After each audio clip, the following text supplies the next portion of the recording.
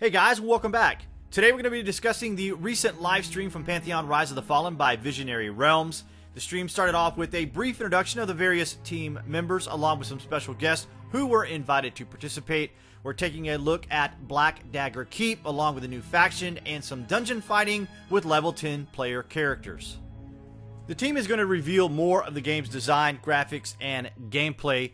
Naturally, the game is still in development, so what we're seeing here in part is a representation or placeholders until more work can be done on certain elements. It's important to keep in mind that this is pre-alpha, and changes to these various aspects of the game we may see could or will change before it's released to the public testers.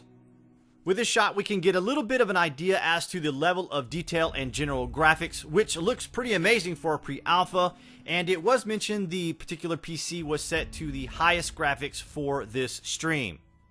As we look at chat, you will see something very familiar, especially to EQ players, and that's the faction system. If you're looking for aspects of a game that genuinely speak of MMO classic play, the one that has a faction system is certainly delivering on that mechanic. Equally as familiar, perhaps in most MMOs anyway, is that of the character UI. We know that skills in a classic MMO are going to be important, and Pantheon delivers on that aspect as well.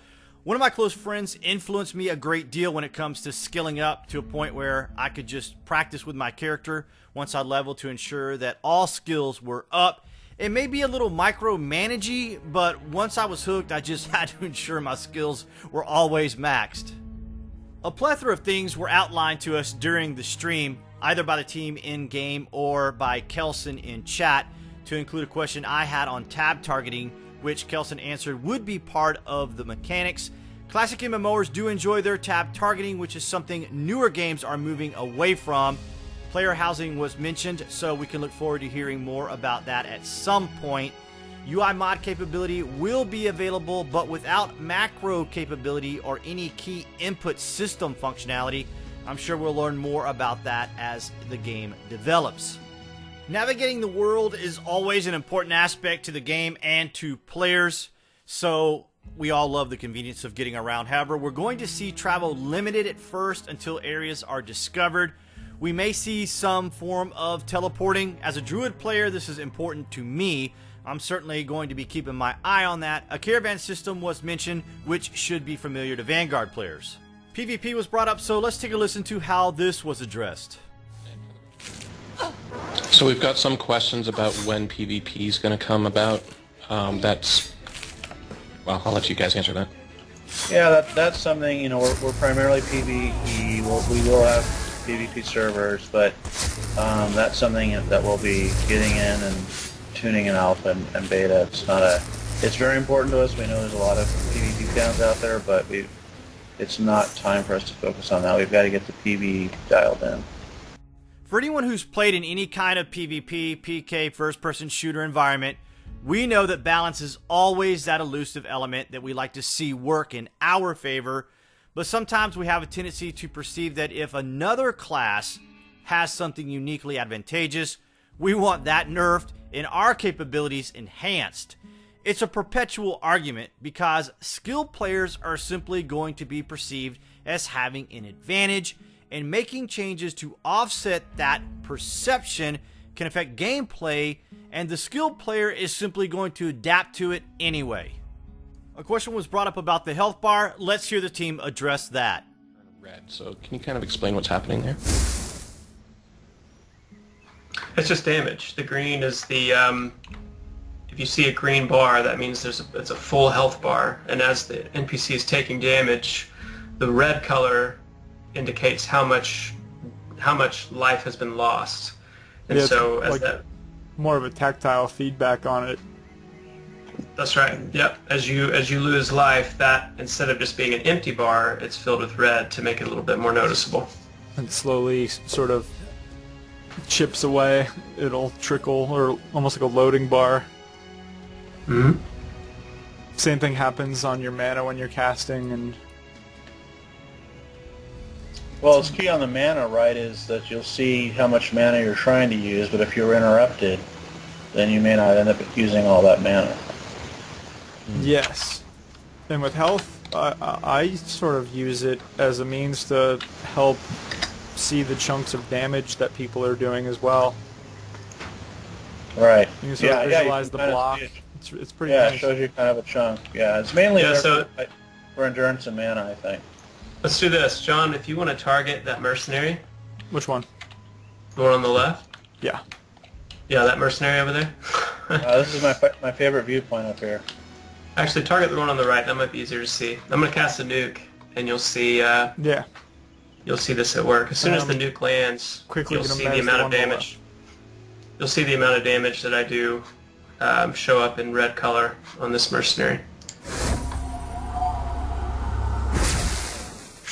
And then it trickles down.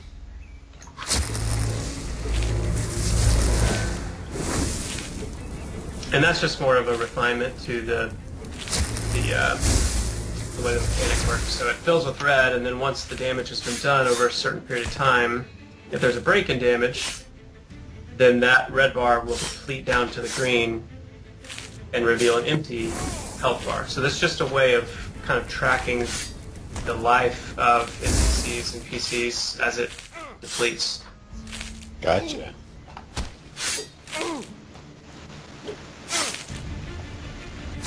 The red stays longer if the mob is taking several concurrent amounts of damage. Alright.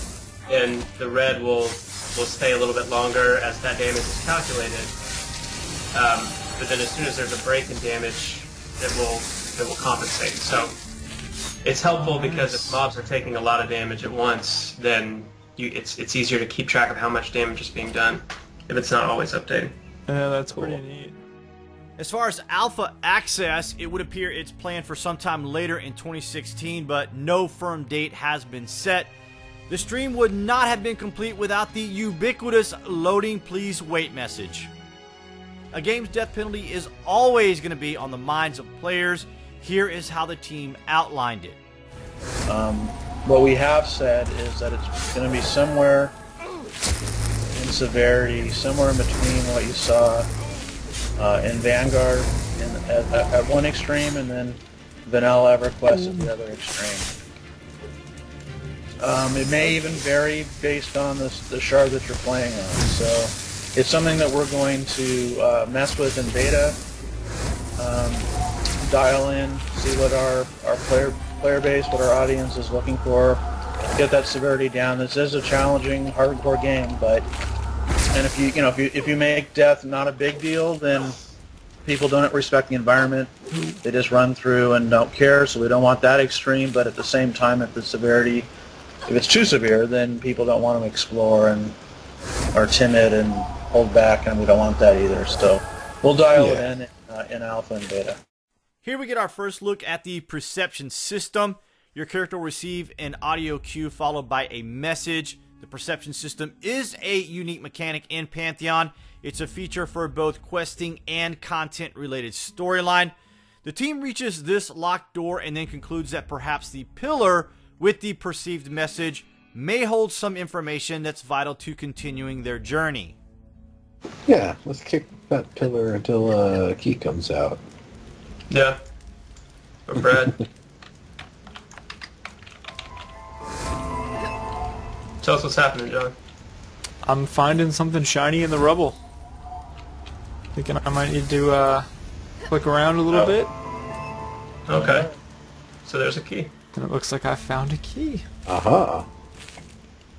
There we are, guys. Items inside the world. Oh, and we have some... Oh, no, is that the other group? Say, fighting some ads.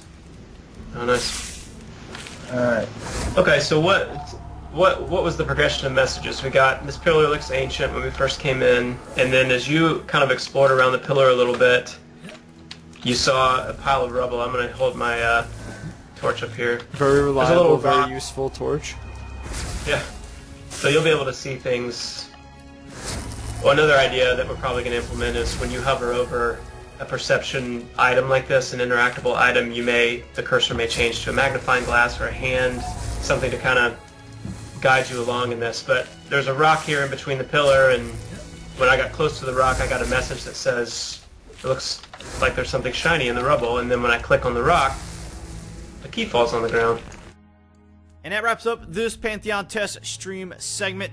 I'll include all the pertinent links and information about the game in the comments section below. Thank you to the Pantheon community for all of your support, likes, social media shares, and helping spread the word about this awesome game. If this is your first visit to my channel or you're a frequent visitor, hit that subscribe button down here on the little watermark. You can also find all my Pantheon coverage here on this annotation. Let's help the team get the word out, and be sure you're staying tuned here so you'll have all the latest news and information on Pantheon.